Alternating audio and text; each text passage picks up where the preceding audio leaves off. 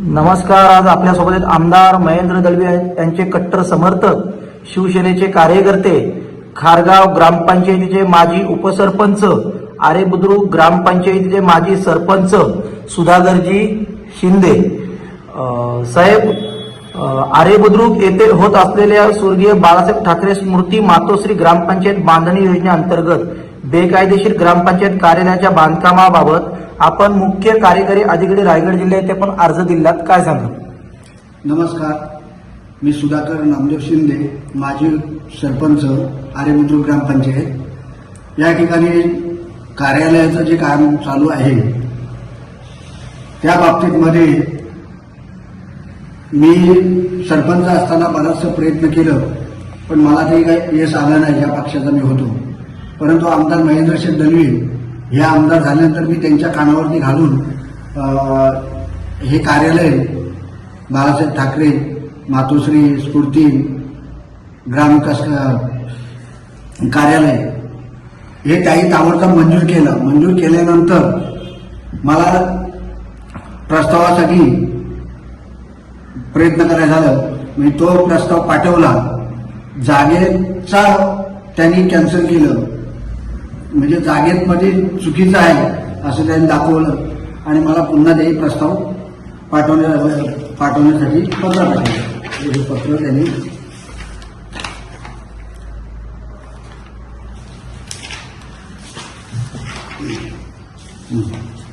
पत्रामध्ये असं त्यांनी दिलेलं आहे. पत्र 21/8/2023 ऑगस्टमध्ये हे पत्र त्यांनी जिल्हा परिषदकडनं पाठवलं की प्रस्तावात मध्ये त्रुटी वाटतात तर त्याची दुरुस्ती तुम्ही करून द्या. ते नक्की जागा कोणाची आहे तर तो प्रस्ताव ऑगस्टमध्ये आला आणि दुर्दैवाने ग्रामपंचायतीची निवडणूक लागली, आचारसंहिता चालू झाली. ते झाल्यानंतर त्यांनी ताबडतोब कुठल्याही प्रकारची चौकशी न करताना सरपंचांनी त्यांच्या मर्जीने ही नोटरी ज्या ठिकाणी नोटरी केलेली आहे ती नोटरी 222 गट नंबरच्या चतुर्सीमा आहे. भाऊ तुकाराम पवार दक्षिणेकडे, पश्चिमेकडे नामदेव रामचंद्र दळवी, उत्तरेकडे 23 गट नंबर वारंगे आणि पूर्वेकडे रायजी गंगाराम दळवी, म्हणजे ज्यांची नोटरी केलेली आहे त्यांची. पण प्रथमदर्शनी आता जो काम चालू केलेलं आहे त्यांनी नोटरी, म्हणजे ही नोटरी त्यांनी शासनाकडे पाठवली. शासनाने ताबडतोब त्याची प्रमा काढली. ती प्रमा काढली हे मला समजल्यानंतर मी ताबडतोब त्या ठेकेदाराने तिथं मटेरियल टाकायला सुरुवात केली. बाबा रे बांधतेस कुठं? तो बोलतो मला सरपंचाने सांगितलं त्या ठिकाणी मी बांधतो. त्यांनी जेसीपी लावली आणि मग ताबडतोब मी जेसीपी लावली. त्या ठिकाणी जो मूल शेतकरी आहे, म्हणजे ज्यांच्या नावाने जो अर्ज केलेला आहे, मूल जयवंती जनार्दन दळवी, जयेंद्र, या लोकांनी जाऊन तिथं त्याला रोखला तर तो आमच्या जागेत मध्ये बांधू नका. बोलतो आम्हाला नोटरी करून दिली. नोटरी दाखवली. त्याने नोटरी दाखवली तर 22 गट नंबरची. पण त्या ठिकाणी ते लोक माझ्याकडे संध्याकाळी मला बोलले का तुम्ही तिथं ग्रामपंचायतीला कार्यालय केलं चालू, कारण ऑलरेडी तो मंजूर मीच केला होता ना. त्याच्यामुळं त्यांनी माझीकडे त्यांनी तक्रार केली की मला असं बोलले एक काम करा, कोणी चालू केलंय. आमच्या मी त्या ठेकेदाराला बोललो. ठेकेदार बोलला की मला सरपंचांनी जागा दाखवल्या तिथे बांधली. बोललो तू अडचणी दिसेल बघ. तर त्यांनी कुठल्याही प्रकारची माझी किंवा त्या शेतकऱ्याची मागणी न मागताना हातीवादाने म्हणजे दमदाटीने त्यांनी पुन्हा रात्रीचं जेसीपी रात्रीची नेली त्यांनी. हे फोटो आहेत माझ्याकडे, फोटो दाखवू का? ठीक आहे. तर ते असं करताना मी पुन्हा 3-4 वेळा त्याला भेटलो ठेकेदाराला. ठेकेदार काय ऐकायच्या मनस्थितीत नव्हता. अधिकाऱ्यांकडे मी तोंडी सांगितलं की कुठेतरी एखादा माणूस अडचणीत येऊ नये. अधिकारी पण त्याला समजून सांगितला की बाबा रे तिथं काम चालतंय तुझा, तर तिथे तोंडी सरपंचानी, माजी सरपंचानी तक्रार केलेली आहे तोंडी, तर तू जरा त्याच्यात मध्ये पुन्हा त्यांची मिटिंग घे. त्यांनी ठेकेदारांनी माझ्याकडे 2 वेळा मिटिंग घेतली. त्याला बोललो तू एक काम कर, चुकीचंच काम आहे तर तिथं मी परमिशन तुला देणार कोण? नोटरी शासनाकडे जी नोटरी केलेली आहे त्या ठिकाणी तुला बांधायला माझी कुठल्याही प्रकारची हरकत नाही. तू नाही ते मला सरपंचाने सांगितलंय, गावाने सांगितलं. बोल कोण गावाले आहे? मग नंतर अडचणीत तू आलास तर मला तू देऊ नको असं मी त्याला अनेक वेळा सांगितला. परंतु त्यांनी कुणाच्या ह्याच्यावरती काम डेअरिंगमध्ये केला तो त्यालाच माहिती. मग माझ्या ते थोडासा मला खटकला की जमीन कुणाची, नोटरी केले कुठल्या जागेमध्ये. मग मी ताबडतोब त्या शेतकऱ्यांना बोललो का तुम्ही एक काम करा, तुम्हाला वाटते ना दररोज ती बाई बिचारी विधवा जायची, त्यांचा कुठल्याही प्रकारचा ध्येय ऐकला नाही आणि नाईटला ते काम करायचे चालू, रात्रपालीला नाईट चालू करायची. मग मी काय केला, ताबडतोब सगळीकडे अर्ज केले. अर्ज केल्यानंतर हा अर्ज आहे, अर्जात मध्ये त्याच्यात स्पष्ट उल्लेख केलेला आहे. ते केल्यानंतर हा नकाशा आहे. याच्यात बघा तुम्ही चतुर्सीमा कुठल्या होत्या, हे ते गोळाई केला त्याच्यात चतुर्सीमा कुठल्या आहेत आणि प्रत्यक्ष बांधतायत कुठं, इथं बांधतायत ह्याच्यावरती त्यांनी हे केलेलं आहे. हे ज्या वेळेला त्यांच्या लक्षात आलं शासनाच्या का यांनी नोटरी चुकीच्या ठिकाणी केलेलं आहे ना, बांधकाम चुकीच्या ठिकाणी होत आहे, त्यांनी ताबडतोब ग्रामपंचायतीला काम बंद होण्याचं पत्र दिलं. तर ह्या गोष्टी त्यांना नकोशा वाटल्या. मग त्यांनी काय केला, मला धमकी देण्याचा प्रयत्न केला आणि धमकी दिली त्यांनी. 1-2-3 वेळा त्यांनी मला पण पत्र पाठवलं होता. तर बोललो ज्या ठिकाणी तुम्ही जागेवरती काय धमकी दिली आपल्याला? मला धमकी दिली की तू या कामांमध्ये अडथळा आणलास त्याच्यामुळे तुला जीवे मारण्याची तुला खलास करत. आणि त्यांनी मला बाजारात मध्ये अडवला, तू कुठेही भेट असं मला संशय येत आहे की त्यामध्ये कॉन्ट्रॅक्टर पण असू शकतो आणि स्वतः सरपंचाच्या वडिलांनी एकनाथ अंबाजी मळेकर यांनी मला धमकी दिली. सरपंच राजेंद्र एकनाथ मळेकर हे असू शकतात त्यात, कारण स्वतःचा वडील धमकी देते म्हटलं म्हणजे ते ठरवूनच हे केलेलं आहे. आता आपलं पुढचं पाऊल काय असणार आहे?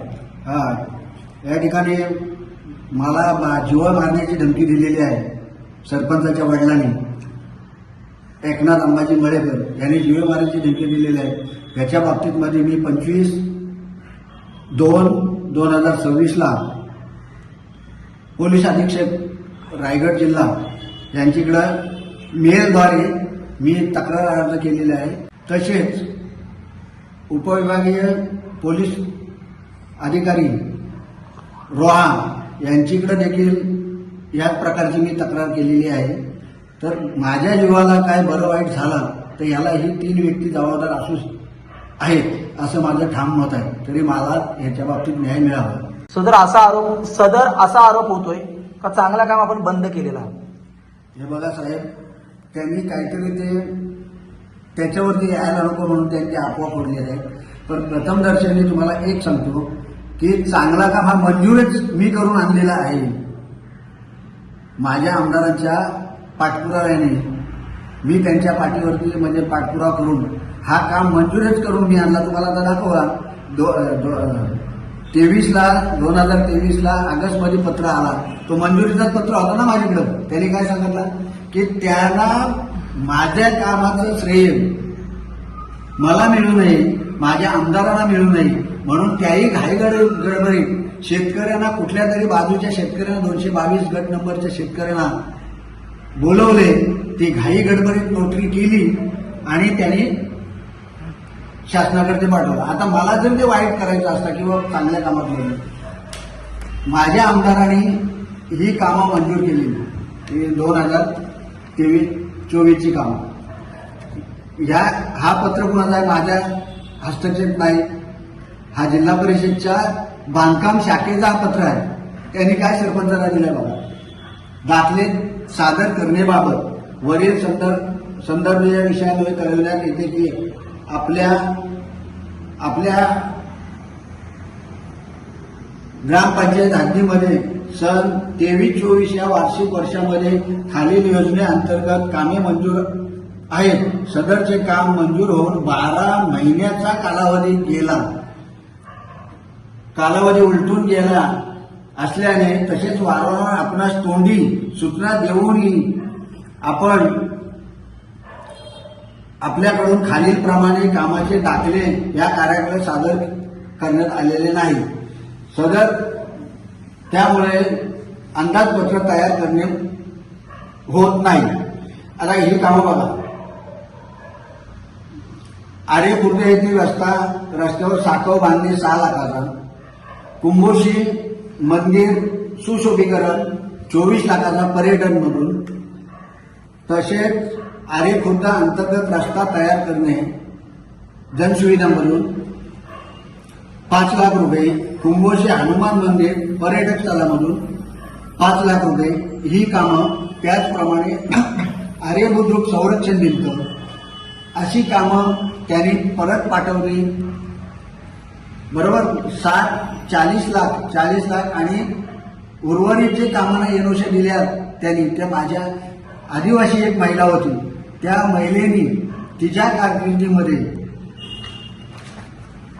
जवळजवळ 70 ते 80 लाखाची कामं, आरे बुद्रुक गटार, आरे बुद्रुकला 2 संरक्षण भिंत, आरे बुद्रुक स्मशान सुशोभीकरण, आरे बुद्रुक विसर्जन घाट, आरे खुर्द अंतर्गत गटार, आरे खुर्द अंतर्गत रस्ते, कुंभोशी पर्यटन स्थळामधून 12 लाख रुपयाचा निधी, त्याचप्रमाणे अंतर्गत रस्ता असे मिळून जवळजवळ 70 ते 80 लाखाची कामं आदिवासी महिलांनी वेळेवर दाखले दिल्यामुळं आमदारांचा फंड त्या ठिकाणी पडला. परंतु म्हणतात ना की शिक्षण घेणारा सरपंच बघा त्यांनी काय त्या सरपंचांनी केलं, म्हणजे आमदारांचा फंड आपल्याला स्वतःला कुठला फंड न आणता कुठल्याही प्रकारचा आणलेला नाही, पण ज्याने आणलं मेहनत करून आणली त्याच्या कामाचा कुठल्याही प्रकारचा म्हणजे एनओसी न देताना ते निधी शासनाने पंचायत राज कशासाठी आणलेला आहे की ग्रामीण भागाचा विकास व्हावा म्हणून. या बाबतीत मध्ये माझ्यावरती जो कलंक लागलेला आहे की तुम्ही विकास कामाला आडवा आलेत म्हणून आणि तुम्ही काम बंद पाडला, मी बंद पाडलेला नाही. हा शासनाच्या निदर्शनात आणून दिला का चुकीचा काम हा एक होतोय आणि त्या चुकीच्या कामाला शासनानेच पडताळणी करून तो बंद पाडलेला आहे. त्याच्यात माझा कुठल्याही प्रकारचा हेतू नाही बंद पाडण्याचा. माझा फक्त एवढाच हेतू का सरपंचांनी आम्ही जी मेहनत करून ज्या कामं मंजूर करून आणली ती परत पाठवली, हेच दुःख आम्हाला वाटते. एक तर ग्रामपंचायत विभाजन झालेलं 2013ला, जर का मला त्याच्यात मध्ये विकासाला आडवा यायचा असतं तर शासनाने माझी 40 महाराष्ट्राच्या लेवलला 40 सरपंचांमध्ये एक आरे बुद्रुक म्हणून विभाजन नव्याने झालेली मंजूर त्या ठिकाणी माझी नेमणूक केली नसती दूरदर्शनला. याचा अर्थ माझा काम शासनाला पटला आणि म्हणून शासनाने मला ती शाबासकी दिली. हा एवढंच मला म्हणायचं आहे. सदर ग्रामपंचायत कार्यालय ज्या ठिकाणी बांधतायत 219 गट नंबर मध्ये, ती बाई ऍक्च्युली मयत आहे, तिचे वारस आहे जिने सांभाळ केलेला आहे. त्या लोकांनी पण त्यांना वारंवार सूचना दिल्या तरी त्यांचा ते ऐकला नाही. म्हणून हा जो काम शासनाने बंद पाडलेला आहे बेकायदेशीर, कठोर कारवाई करण्यात यावी अशी माझी प्रामाणिक मागणी आहे, कारण शासनाची ही फसवणूक केलेली आहे.